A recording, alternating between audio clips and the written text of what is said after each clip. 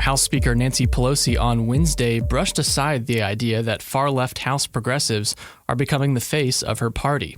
Here's what she said in a press conference. The president is clearly trying to cast this broader debate as a choice between him and your more progressive members. This fight has now dominated the conversation this week. You've had your resolution.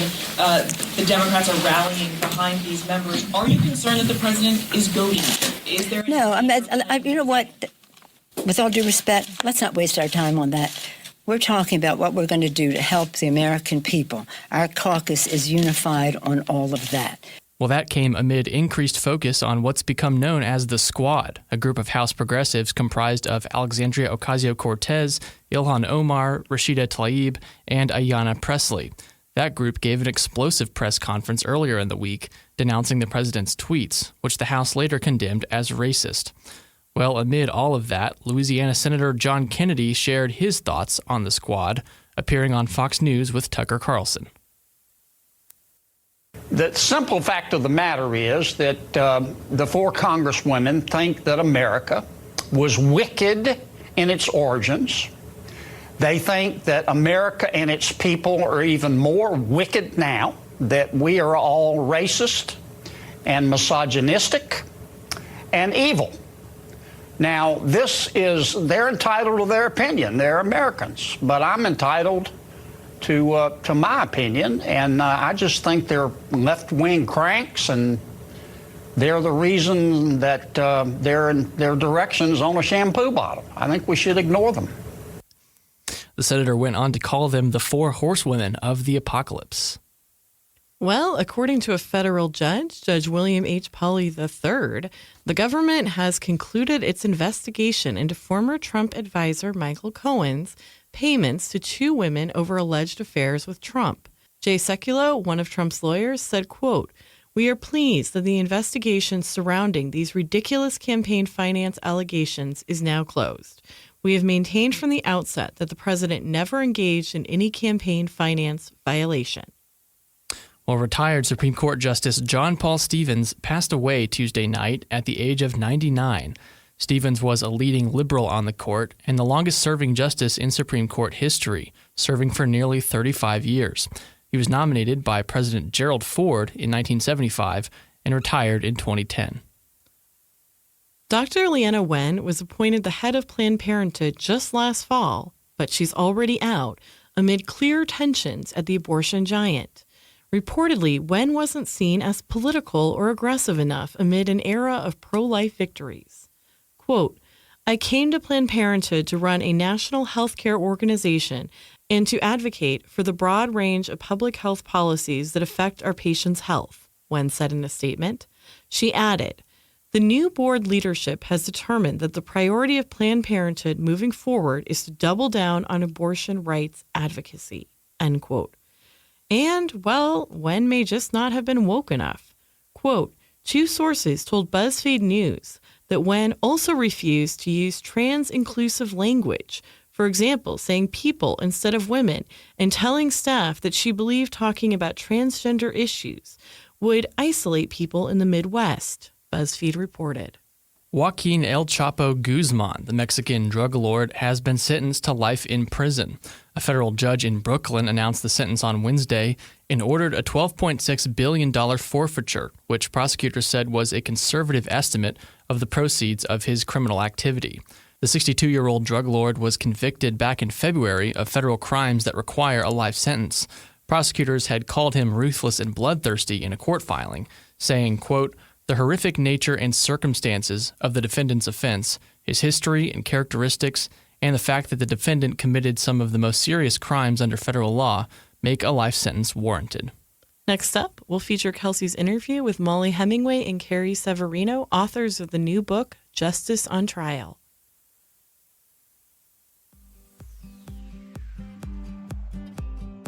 If you're tired of high taxes, fewer healthcare choices, and bigger government, it's time to partner with the most impactful conservative organization in America.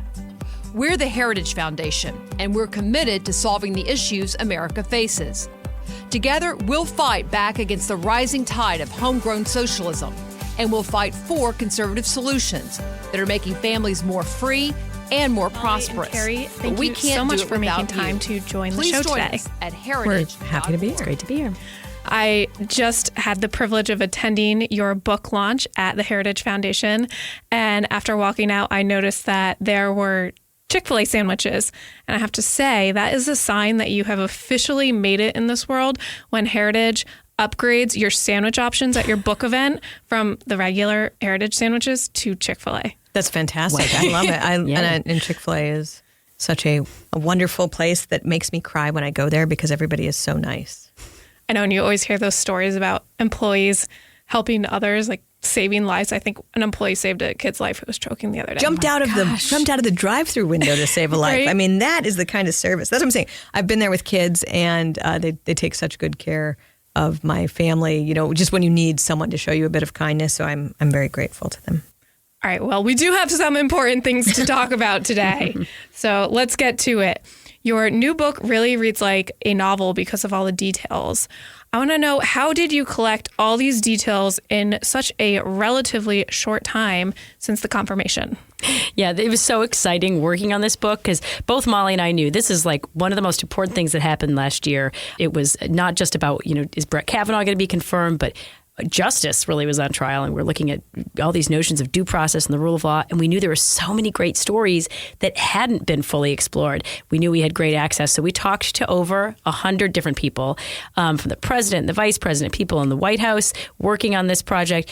There were a lot of people in the Senate, from dozens of senators and their staffers, many members of the Supreme Court, people who knew the Kavanaughs, people who knew Christine Blasey Ford. So we really spent the first part of this process just doing intensive amounts of interviewing because we needed to know what the story was. And then, at the end, it was a wild rush of trying to tell and not forget all of the great storylines that we had learned in this process. Carrie and I began actually by reading a ton of history on Supreme Court nominations. She actually knew a lot of this already. She was a clerk on the Supreme Court for Clarence Thomas. She went to Harvard Law School. She had a bit of an advantage on that. But we spent a lot of time reading the history, seeing other books, then doing all these interviews, and then figuring out how to put everything together.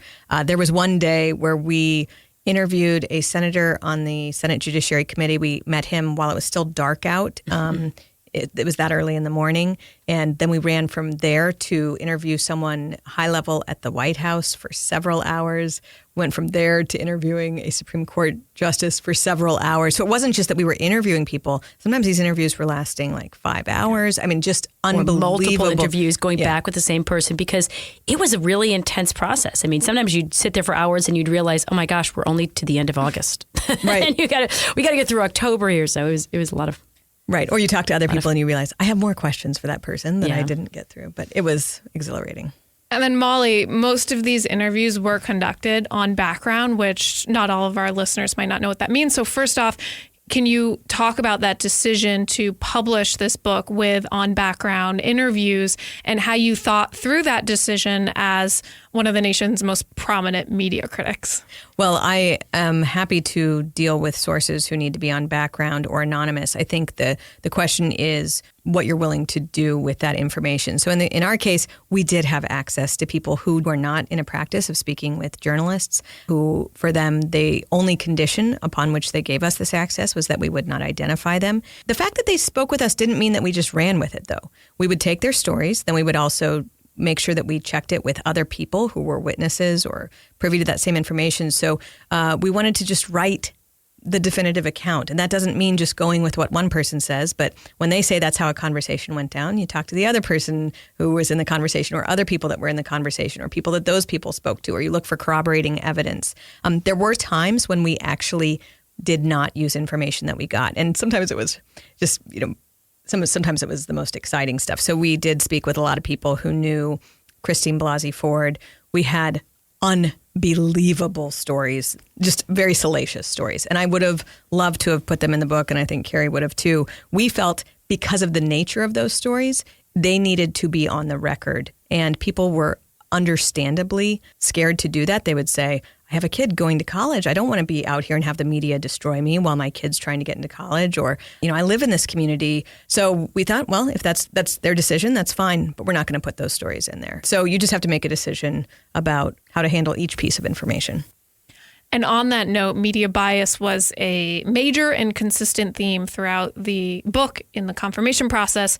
The press certainly didn't hold back in investigating Kavanaugh's past, but hardly made any attempt to dig up inconsistencies regarding Christine Blasey Ford's past or inconsistencies in her stories. In one case, which you really walk through in the book well for readers who didn't follow that closely, the Washington Post actually covered up some of these inconsistencies. So looking back, how one-sided was the coverage, and what were some of the major details that you think the press really had an obligation and an ability to dig up at the time, but either turned a blind eye or proactively covered up? I think the big problems with media coverage of this were the overarching problems, the narrative push. They'd sort of decided early on that they were hostile to Brett Kavanaugh in the same way that they have decided early on that they're pretty much hostile to anything that's coming out of the Trump administration. And that colored all of their editorial choices from that point forward. Sometimes that was displayed in what they were elevating and what they were not elevating. There is no question that everything, no matter how small or tangential, that was in the high school yearbook of Brett Kavanaugh was considered fair game. Allegations that were not well sourced were considered fair to publish in nationwide magazines. And you weren't seeing the similar level of scrutiny, or really any scrutiny, of accusers. And there is an example, too, of NBC News knew that, well, to back up, Michael Avenatti put forth a claim of serial gang rape perpetrated by Brett Kavanaugh. And he said he had a witness. She had a sworn affidavit. And he said he had a second witness. NBC News actually knew that supposed second witness was denying what his claims were. But they sat on that until after he was confirmed, until weeks after he was confirmed, even though they had it before the confirmation vote. This is not appropriate journalistic behavior. What's unfortunate is we didn't see much of a reckoning with the poor decisions that were made. People were giving themselves awards for how they handled this coverage, even though by any objective standard, they fell down on the job. Carrie, I know you both cite a couple examples that you did feel comfortable publishing about Ford that were previously unknown to the public. Is there one or two examples that stand out to you that you can share with our listeners? Yeah, I mean, one thing that we heard repeatedly from the people who knew her at the time, and many of whom were and some continue to be friends of hers, were that the image that was being portrayed was of someone who, she was saying, well, I went to this party, I only had one beer. We learned that she actually was a very heavy drinker. This is what everyone is reporting, right? They're saying that she was a heavy drinker at the time. They were saying that she was actually very aggressive with boys at the time. So all of this is at odds with the public image, as well as she was being portrayed as someone who was, marginally political, if political at all. And that was significant because we also spoke to people familiar with her social media presence before it was scrubbed. Because, of course, before her story came out, all of that was scrubbed from the internet, not even just right in September when it happened, but actually earlier than that.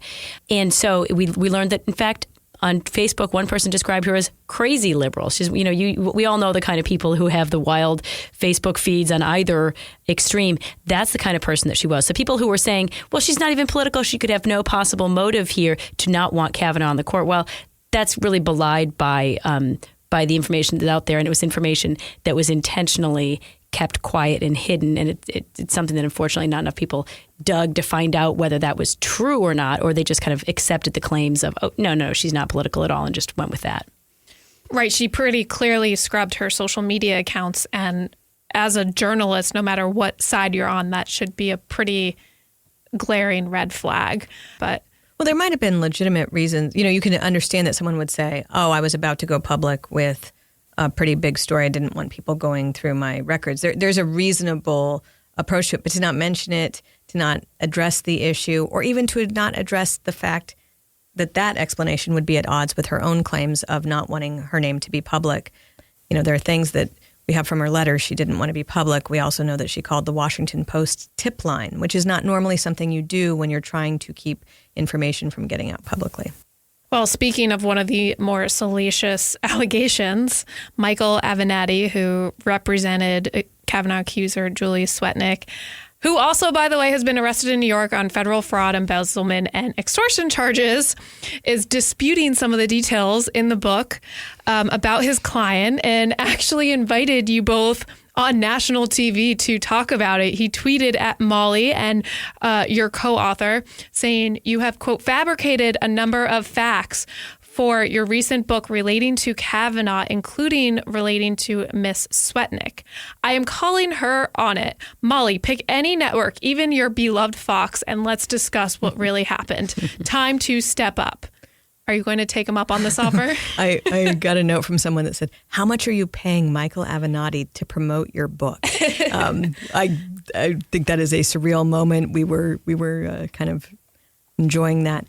It is interesting to note that Michael Avenatti went on MSNBC and CNN, I think it was like 250 times last year. He was a welcome guest by these networks who were happy to hear whatever he had to say.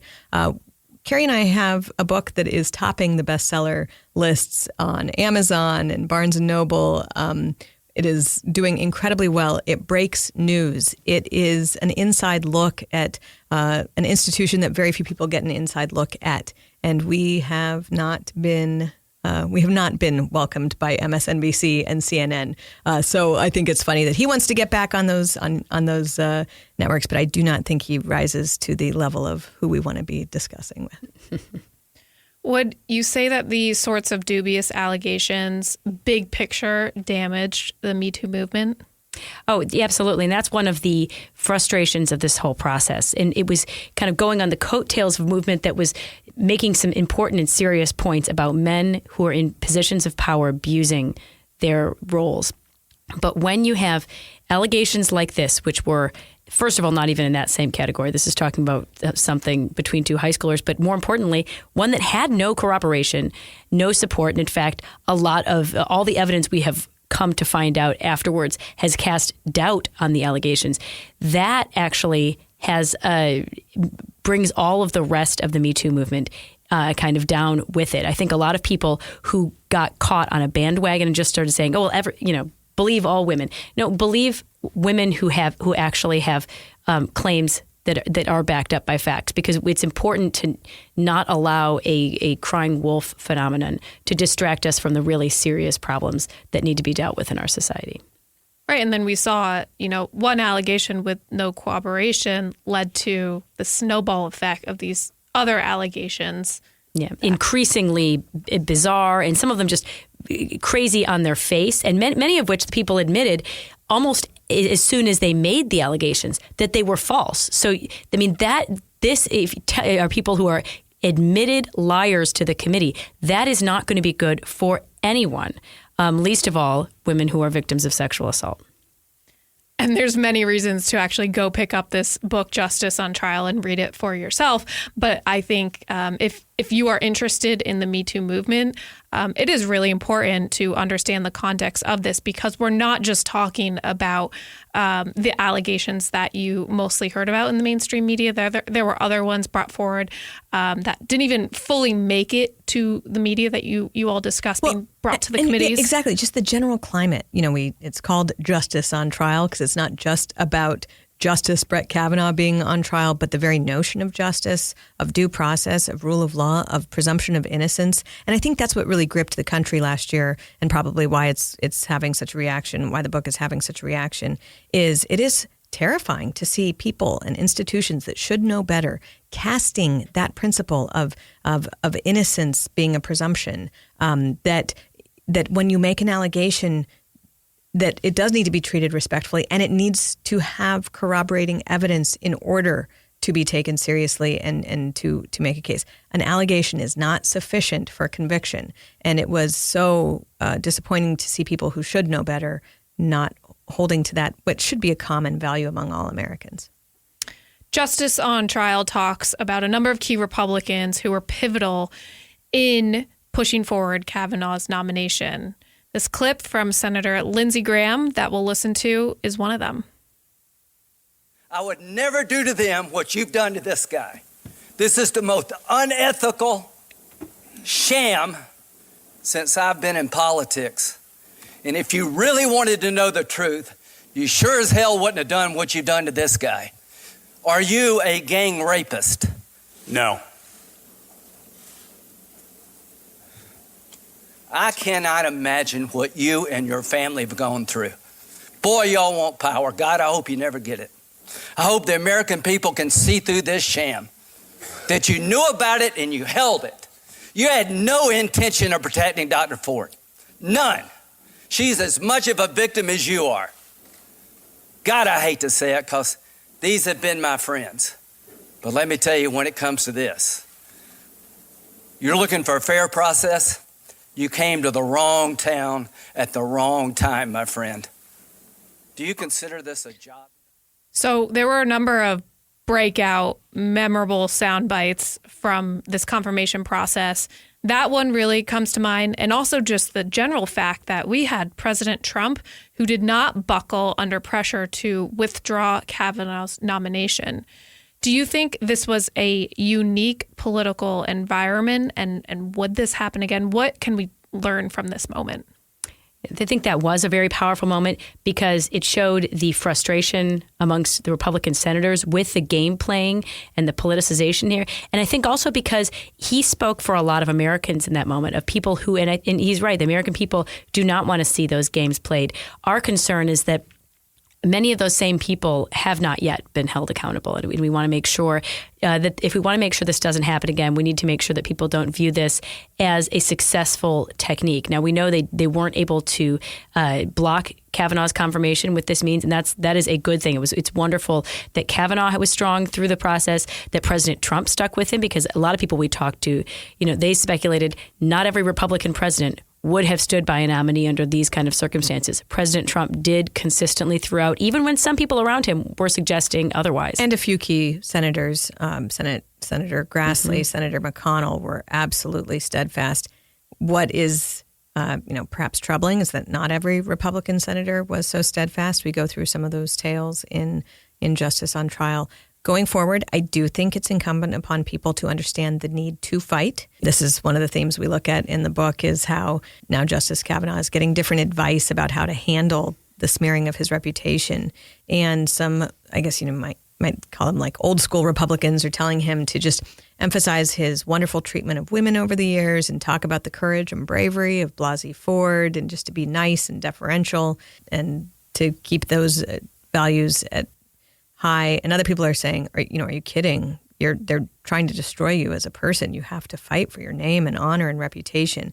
And that struggle that he goes through, where he's transitioning from he was, a longtime Bush White House employee. He was nominated by President Bush for his federal court that he served on for 12 years. He's close family friends with the Bush family, and his evolution from that way of being into understanding that they're coming to destroy everything he holds dear and that he needs to fight for it is a similar evolution to what I think many people in the country have gone through in recent years. So I sped through this book in, I think, less than a week. And I have to say, coming from the perspective of someone who only covered it as a conservative journalist and really just as a public bystander, it was kind of traumatizing to relive it. I want to know what it was like for both of you to pour your hearts and souls into this book for months and then now be reliving it. Yeah, going through many of those interviews, it was like having to relive it sometimes multiple times in a day as much. And you go through this drama with each person. They were over and over. And so the people we interview are going, I think some of them thought both it kind of was sparking PTSD after the crazy experience they went through, but also it was almost like therapy. They're kind of talking through all of those emotions. So it was really actually challenging emotionally on those levels. I don't know if we talked about this, Carrie, but when we were reading the audiobook, there were parts where I was reading where I was getting emotional, and I'm thinking, okay, we wrote this, like we went through this, like why is it still affecting me after going through it dozens or hundreds of times? But why was it ultimately worth it to go through all this? Well, coming from my perspective as someone who clerked for Justice Thomas, I feel like what we're seeing here is just a repeat of many things we saw in his confirmation process, not just the attempts to defeat him and the use of unverified allegations to do so, et cetera. But, when Thomas was confirmed, 2-1 Americans believed him over Anita Hill. Black, white, men, women, the people who watched and lived through those hearings believed Justice Thomas. But they weren't content to just pack up and go home after kind of being defeated and Thomas was confirmed and he's in the court for life. The other side then instituted a campaign to discredit everything that he did in the court. In doing so, they tried to continue to smear his name. I think if you took that survey today, you would see that many Americans either weren't paying attention, have forgotten, or many people who weren't around and old enough to appreciate what happened to him. We wanted to make sure that we got ahead of the revisionist history in this case and told a very thorough and accurate account of what really happened, so that campaign of discrediting a justice can't happen again, and so that people understand what to expect the next time. Because, this is what happened when we replaced a swing vote on the court with a conservative nominee by President Trump. What happens if President Trump gets to appoint a nominee to replace a liberal justice who might retire? That, I think, could frighteningly be even worse, and we need Americans to have their eyes wide open now to know what they're getting into in the hopes that we can prevent it from happening to another person. Right. And Mollie, just from a journalism perspective, given the horrific coverage of this confirmation process, how important was it to set the record straight in this book? It wasn't just about setting the record straight, although obviously that was important. And on that note, that is something that really motivated me during the confirmation battle. I became privy to some stories showing just really bad behavior and thoughtless and cruel behavior by some reporters to cause problems between friends, between Kavanaugh friends, that just seemed, again, more cruel than the normal things you're dealing with of journalistic bad behavior. But it's about setting the record straight, but also just as a journalist, I knew we had a good story. We both, Carrie and I both went through it. We knew some of the stories. We knew we had good stories. We knew it would just be a once-in-a-lifetime opportunity to talk about something exciting that also enabled us to talk about deeper and more important issues. And you just can't pass up an opportunity like that. So I'm so glad that we teamed together to do it. What lessons should we be taking away for the conservative movement, specifically when it comes to the nomination of the next Supreme Court justice? Well, one of the main things, we've learned something from every nomination battle, I hope, especially the ones that have been hard, like the Bork or the Thomas battle. We've learned to make sure we have people with solid judicial philosophies, not to appoint people with a blank slate kind of record who have an actual solid record. We learned to appoint people who have courage and are willing to stand by their difficult decisions on the court, so they aren't going to flinch in the face of public pressure.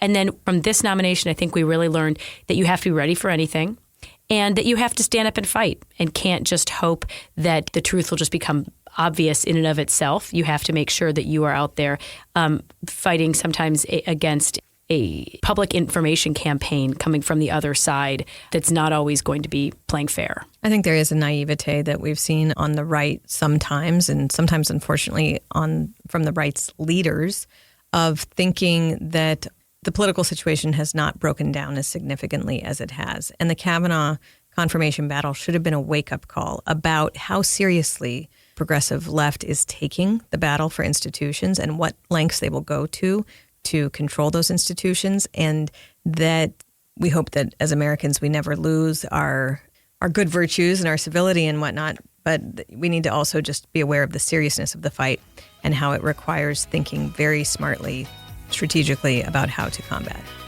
Well, that's going to do it for today. Thanks for listening to the Daily Signal podcast, brought to you from the Robert H. Bruce Radio Studio at the Heritage Foundation. Please be sure to subscribe on iTunes, Google Play, or SoundCloud, and please leave us a review or a rating to give us feedback. We'll see you again tomorrow.